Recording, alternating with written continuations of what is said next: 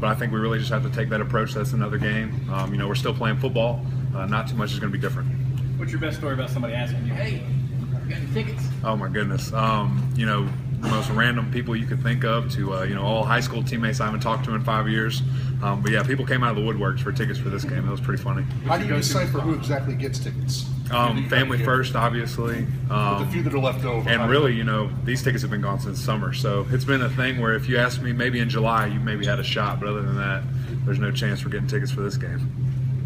Devin talked about how special Notre Dame is as a player. What is it like seeing them come to town? A little bit of a personal game for me, like I said a couple of weeks ago. A lot of family ties to Notre Dame. And it's just going to be a fun game. We're excited to have such a prestigious program come down to the Valley, and hopefully we'll add another one to our repertoire. You say you want to treat this game like any other game, but really, can you with the atmosphere already surrounding this? Atmospheres for you guys and for fans. It doesn't have too much to do with us, except for we have to talk to a couple more cameras and a couple more microphones. Other than that, the field's still going to be 100 yards long, 53 1/3 wide, so it's going to be the same game. What's your scouting report on their defensive line? Obviously a very tenacious group. They like to get after it with different stunts and crossovers with what they like to do with the technique and putting their guys in different positions. I think they have pretty good depth at the defensive end, defensive tackle spot where they can just switch those guys around. And it's going to be a good battle. We're excited to come against them. Does Day remind you of Grady Jarrett? More of Deshaun, actually. Deshaun Williams. He's really fast with his hands. I don't see the similarities with Grady as much. I see more of Deshaun Williams. They've already started talking a little bit in social media. I know you like to talk out on the field. Are you looking forward to that part of this game? Yeah. Probably something you guys don't know, obviously. Just talking here is, I love to talk trash. I really think that's the game within the game. When you can get in people's head and psych them out, it's going to be a long day for them.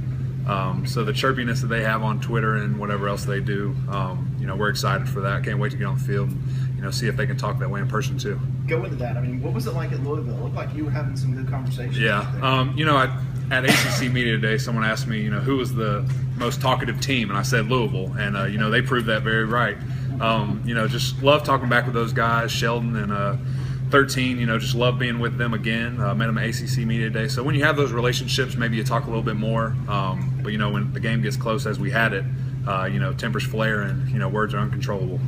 You guys have had 2 Saturdays off in a row. How's that going to play on this Saturday? Right. I think we have great amount of time for preparation.